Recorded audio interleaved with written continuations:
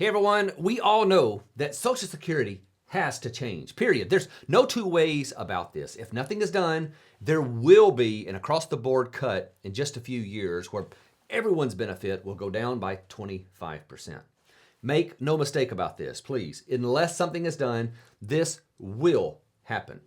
But we've known about these cuts for years, and yet nothing has happened yet. We're still talking about it, and all the while, the deadline for a benefit cut gets closer and closer. So why hasn't something happened yet? Why haven't our politicians been able to get meaningful reform pushed through the system?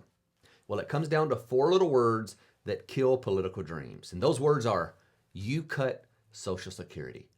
They are so worried that any reform measure that would have the effect of reducing benefits for anyone will give their future campaign opponents the ammo to say, you cut Social Security. This is the third rail of politics. It's so highly charged that you touch it and it kills you, or at least kills your political career. So our elected leaders have chosen self-preservation over serving the needs of the people they're elected to represent, and that's why we still have a system that's broken and getting closer to the edge of insolvency.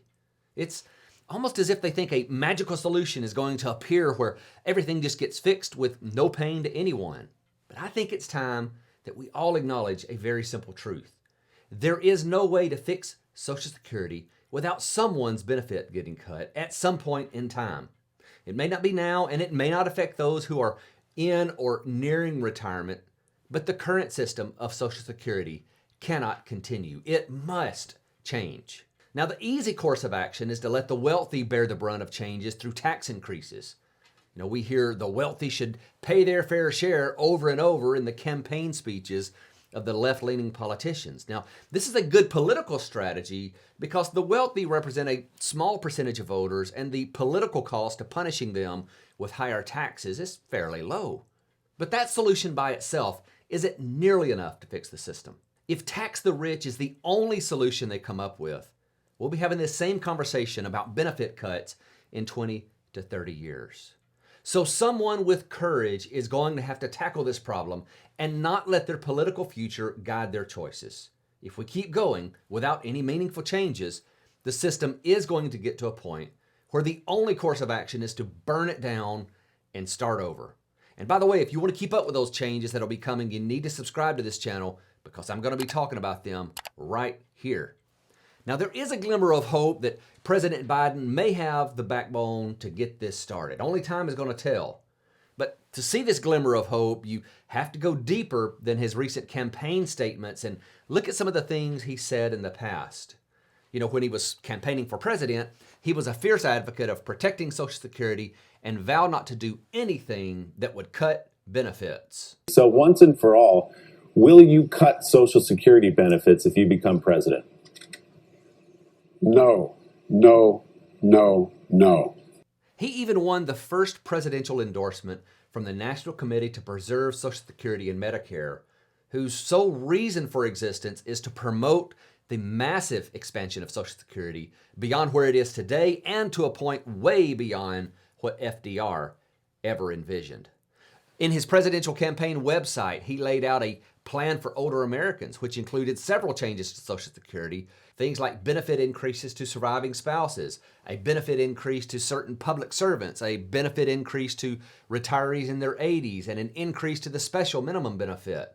Now, that's a lot of increases to benefits, which is going to cost a lot of money that doesn't really line up with making the system more financially sound. So based on all that, it sounds like he's a firm believer in making the Social Security system larger and staying away from anything that can be construed as a benefit cut.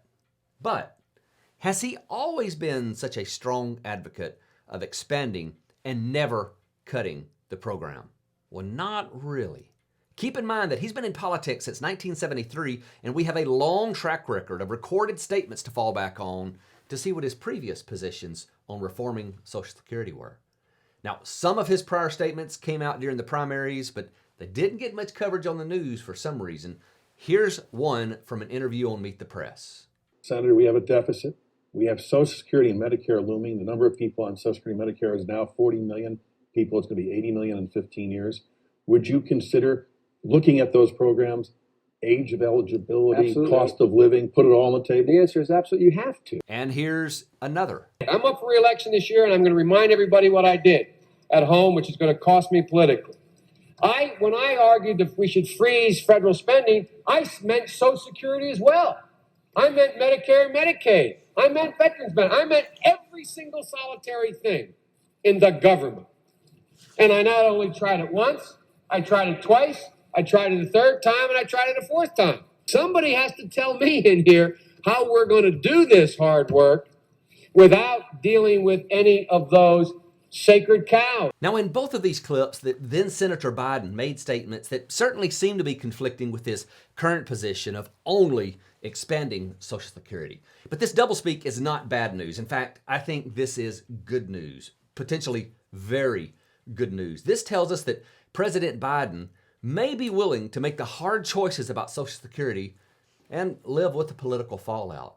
And unless that willingness is there, nothing will ever be accomplished. Now, I'd like to hear your feedback, and my question is very simple.